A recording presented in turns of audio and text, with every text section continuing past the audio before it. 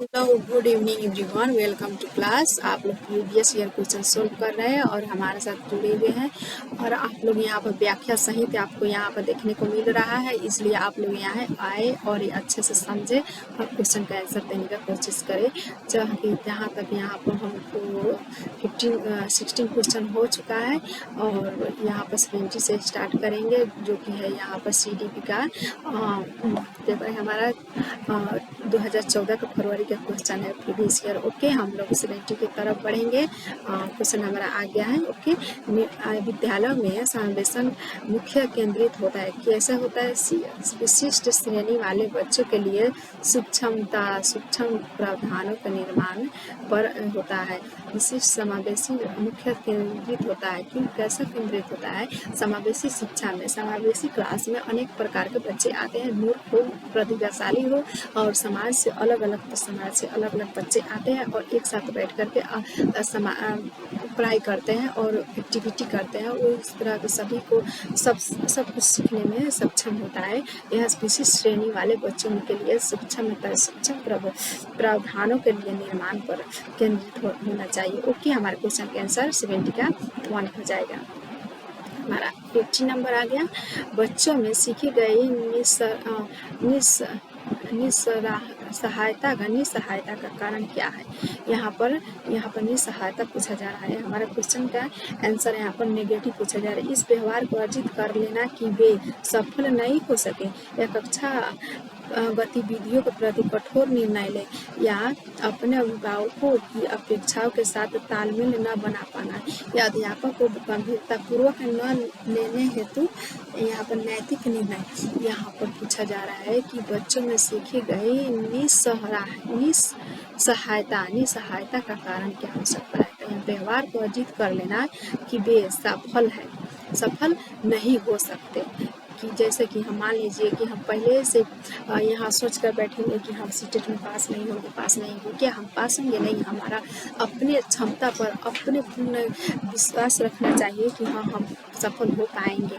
इस तरह से हमको सोच रखनी चाहिए, ना कि असफल होने का सोच। ओके, हमारा क्वेश्चन का आंसर यही हो जाएगा कि इस तरह से सोच पर हम निरस रहते हैं और नहीं हम सफल हो पाते हैं। इसलिए हमें क्या सोचना है? हमेशा पॉजिटिव सोचना है, पॉजिटिव थिंकिंग रखना है और पॉजिटिव करना भी है। ओके, हमारे क्वेश्चन के आंसर 1 हो जाएगा। 90 नंबर, यदि एक विद्यार्थी विद्यालय में लगातार निम्नतर श्रेणी प्राप्त कर रहा है, एक बच्चा जो है जो लगातार नीचे ही जा रहा है, न कि ऊपर जा रहा है, कहने का मतलब कि लगातार उसे कम ही नॉलेज प्राप्त हो रहा है, जो उसके अभिभावक को उसकी सहायता हेतु परामर्श दिया जा सकता है। उसके अध्यापक जो है उसको कैसा परामर्स दिया जा सकता है? वो अध्यापकों की घनिष्ठ संगति में कार्य करें। ये मोबाइल चित्र कॉमिक्स खेल हेतु अतिरिक्त कॉल पर रोक लगाए या फिर जो भली भांति शिक्षा नहीं ले पाए उनके जीवन संबंधी कठिनाइयों का वर्णन करे या घर पर उसको परिश्रम पूर्वक कार्य करने पर बदल दे। तो हमारा क्वेश्चन का आंसर यही हो जाएगा। वे अध्यापक और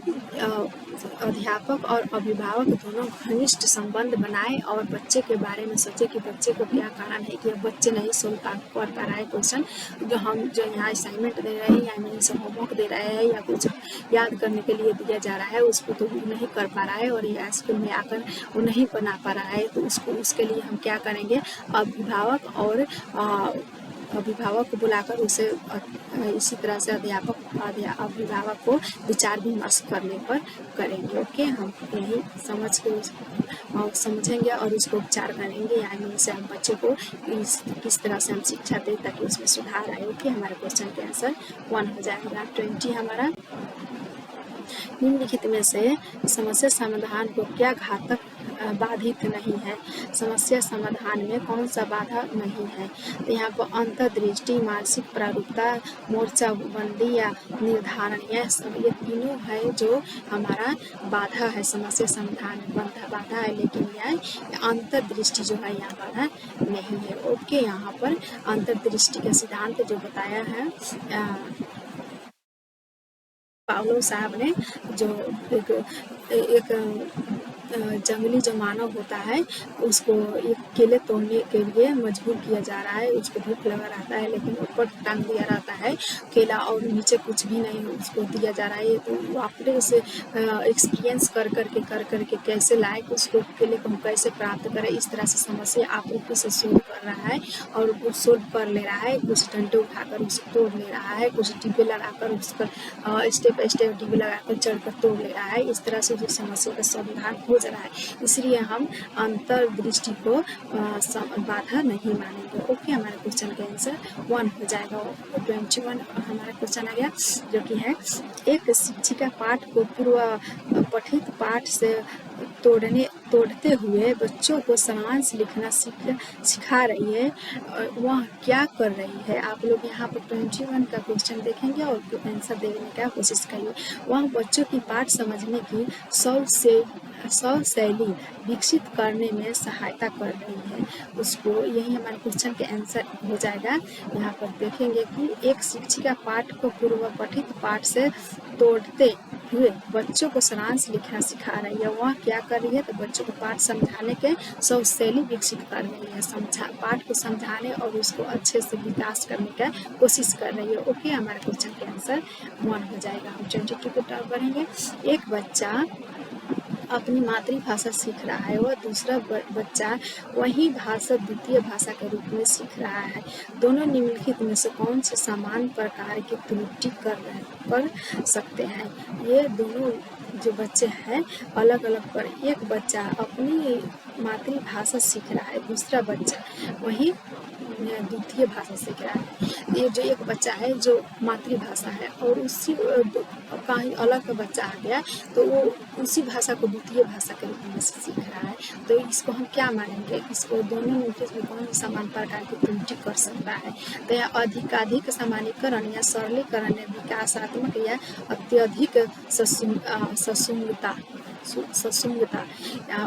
अत्यधिक ससुंगता नहीं होगा। यहाँ पर सरलीकरण भी नहीं होगा, यहाँ पर अधिकाधिक यहाँ पर भी नहीं होगा क्योंकि ये सब नेगेटिव माना गया है।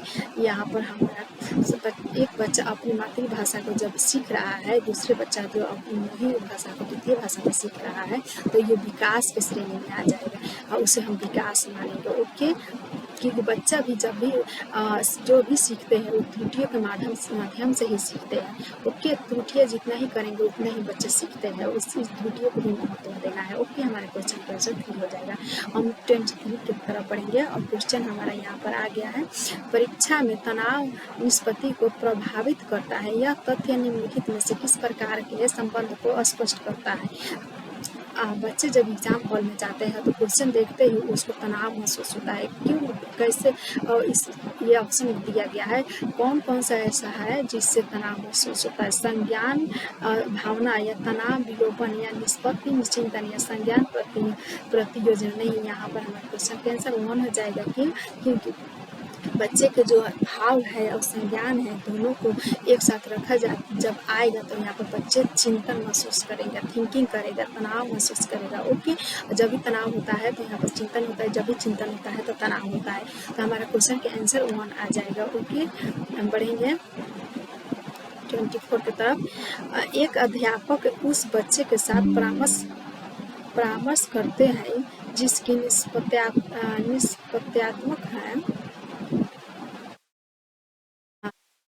प्रगति एक दुर्घटना के पश्चात अनुकूलन नहीं है। निम्नलिखित में से कौन सी प्रक्रिया विद्यालय परामर्श के लिए सबसे बेहतर मानी जा सकती है? तो यहाँ पर देख सकते हैं एक अध्यापक उसके बच्चे के साथ परामर्श देता है कि उसकी निष्पत्त्यात्मक प्रगति एक दुर्घटना के पश्चात अनुकूलन नहीं है। निम्नलिखित में से कौन सी प्रक्रिया विद्यमान से विद्यालय परामर्श के लिए सबसे बेहतर हो सकता है? तो हमारा क्वेश्चन का आंसर यहाँ पर आ जाएगा। यह एक उपसातात्मक उपाय है ताकि लोग अपने को आरामदायक महसूस कर सकें। नहीं, यह अपने विचारों द्वारा खोज करने हेतु लोगों में आत्मविश्वास का निर्माण करता है। समझे आप लोग? यहाँ पर क्वेश्चन का आंसर 2 हो जाएगा। यह अपने विचार द्वारा खोज करने हेतु आत्मविश्वास पैदा कर रहा है, ये निर्माण कर रहा है। ओके, हमारा क्वेश्चन का आंसर 2 हो जाएगा। हम बढ़ेंगे 25 की तरफ। एक विद्यार्थी उच्च स्तरीय सृजनशील रंग